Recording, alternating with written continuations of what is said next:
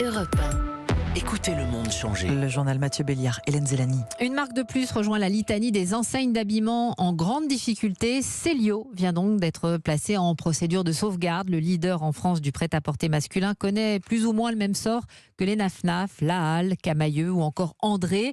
Toutes ces marques se disent victimes de la crise du Covid, mais ce n'est pas la seule explication. Élise Dangean. Le coronavirus à bon dos, voilà ce qu'on entend assez régulièrement chez les syndicats d'entreprises en difficulté. Et il y a du vrai, car si les enseignes d'habillement enchaînent les déboires depuis plusieurs mois, gilets jaunes, grève, Covid-19, il y a aussi une tendance de fond, la santé fragile du secteur. En un peu plus de 10 ans, les ventes d'habillement ont chuté de 15%.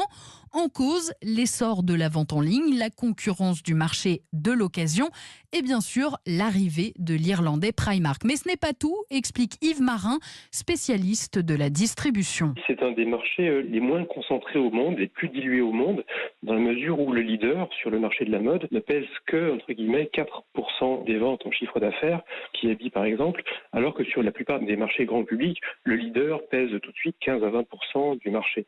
Il y a trop d'acteurs sur ce marché. Donc c'est un marché qui est en cours d'écrénage. Le virus est donc surtout l'accélérateur d'une tendance déjà bien ancrée. Yves Marin parle même de sélection darwinienne qui se serait produite avec ou sans le coronavirus.